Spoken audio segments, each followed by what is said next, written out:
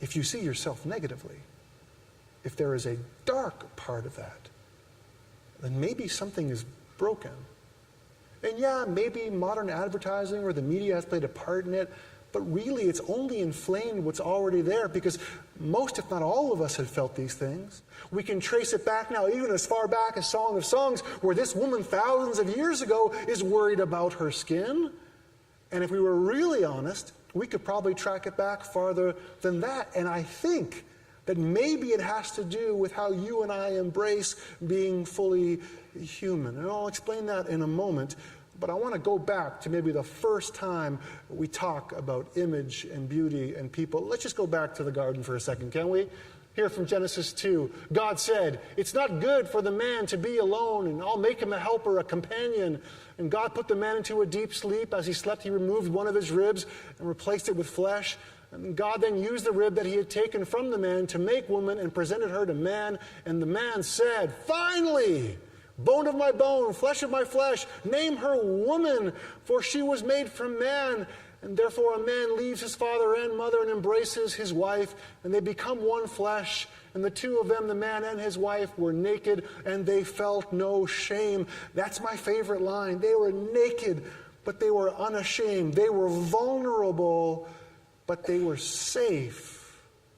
And there was a oneness, there was a mutuality, there was a togetherness of you belong to me and I belong to you. And because we're safe and secure in that, that frees us up for laughing, for crying, for dancing, for thinking, for nurturing, for reacting, for doubting, for wondering, for meditating, for exploring, for feeling, for talking, for sharing, for Googling. We can do all those things when we are just free to be who we are.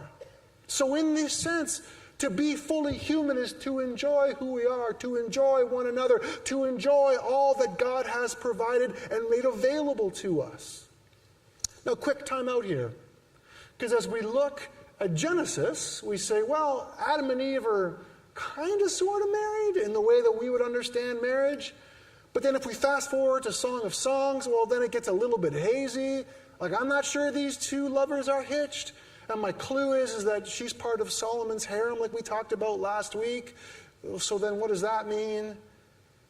Does that mean that we can only experience our total fullness if we're in a significant relationship with somebody else?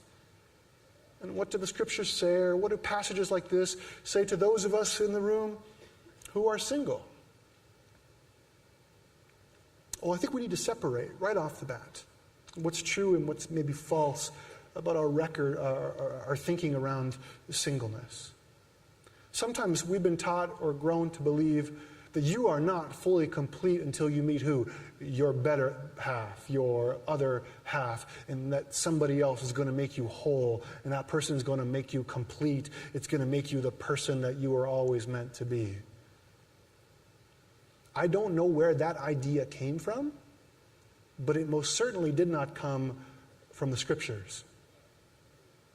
Because the only person that makes you whole and complete is Jesus. And for those of us who are single, the goal of human life isn't to get married.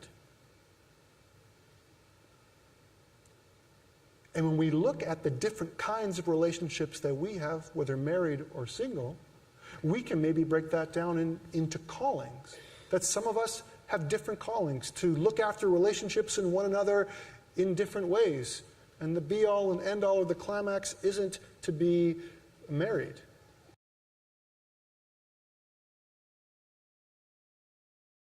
Well, isn't that really part of our main job as humans, as we look after the earth and look after ourselves and look after one another? It is. And the beautiful part is that it doesn't have to look one way. It can come in different shapes and sizes and forms. However, the challenge for you and me is this, is that when sin enters that picture, it distorts it. It changes everything, both now and back then. Look what happens after humanity stumbles in the garden. It says this, that the man, known as Adam, named his wife Eve, because she was the mother of all the living. Wait, what?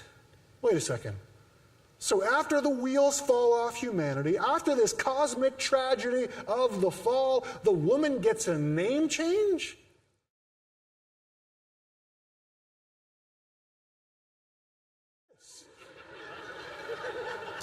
Now, I don't know what floats your boat, but it's just not doing it for me, but it's all there. The pomegranate, look at that nose, look at her hair, all those goats, that neck is a tower for sure. Winnie the Pooh there is catching some honey that is dripping off her tongue. I hope she doesn't choke. And there are the two fawns exactly where they're supposed to be. All right. Awesome. So then, in future, if someone says to you, is the Bible the literal word of God? Your answer could be something like, yes, sometimes. Sometimes it is. So now that we've gotten that out of the way, let's get back to the point of this section and why it matters to all we've been talking about here today so far. And we'll start with this. That God calls us to use our words to push back the chaos and shape our lives into order and beauty. He calls us to use our words to bring life to those who hear them. So what has happened in our story is this, is that the male lover has heard what his female counterpart has had to say about herself. And then he interjects into that conversation a truth that she needs to hear. Why? Because she's lost her bearings. She's lost a true perception of who she is. She doesn't think that she's beautiful or special in any way. And we have to remember that this book, songs, letters, poems, are going back and forth. These people aren't together in the same room. They're kind of like pen pals, sending these words back and forth. So as he's writing this, she's not in the room with him. He's doing this from memory.